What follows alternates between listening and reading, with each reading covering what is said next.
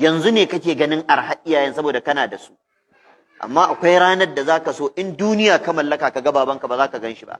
Wannan kalmar ta Allah ya maka albarka ka rasa ta, in duk duniya za ta taru ta cewa na Allah ya ma albarka, wallahi ba ta kai wannan tasa kwaya ɗaya ba. Shi yasa muke ganin baiken wasu da rashin hankalinsu da rashin tunaninsu, ina hankalinsu ya tafi, suke kyale iyayensu su tafi bauta wasu. Wannan sakarci ne kwarai da gaske. Duk wani wanda kake ganin shehinka ne kaza, shehi Allah ya bar girma, Allah ya bar karama, amma ubanka sama yake da shehinka a wajenka. Shehinka bai haife ka ba, ubanka ya haife ka. Shehinka zai iya cewa Allah ya tsine ma bata kama ka ba, amma billahi allazi ubanka da wasa tsaki yayi ma sai ya kama ka. Tsaki in dai da mummunan nufi yayi maka sai ya ci ka, kuma ka rubuta ka ajiye ka gani.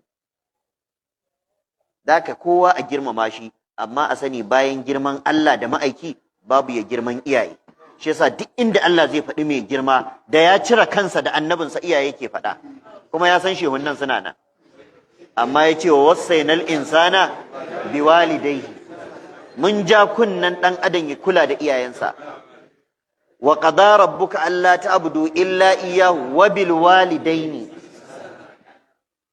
wa abudullaha wa la tushriku bihi shay'a wa bil walidaini.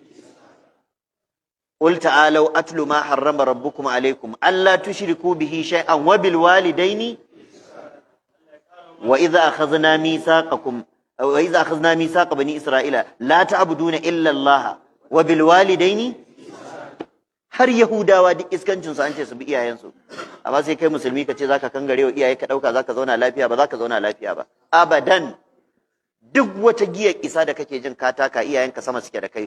Da yana iya fin iyaye matsayi a rayuwa, zaka iya zama wani abin da iyayenka ba su zama ba. Zaka iya gwamna babanka bai gwamna ba, zaka iya sarki babanka bai sarki ba, zaka iya zamawa attajiri babanka talaka ne, zaka iya zamawa kasurgumin malami amma babanka ba malami bane. Amma wallahi ka sani duk da haka ya fi ka. Kai aka ce ka bi shi, kai yake bi bashi ba kai kake bin sa ba. In akwai wani matsayi da ɗan adam zai taka ya fi ƙarfin ya bi iyayensa, matsayi ɗaya ne shine na annabta. Amma ko annabawa Allah jan kunnen su yake ku bi iyayenku. Wasu daga cikin su ma fa iyayensu ba musulmi bane, amma aka ce ku koma ku bi su. Annabi Isa proud yake da cewa Allah ya ce in bi babata, saboda shi bai da baba. Wa barran bi walidati wa lam yaj'alni jabbaran shaqiya. Allah ya horin da in bi uwata, bai sa ni in zama kangararren ɗa matsiyaci ba, domin asalin tsiya shine faɗa da iyaye. Talauci ba shine tsiya ba, talauci sunansa.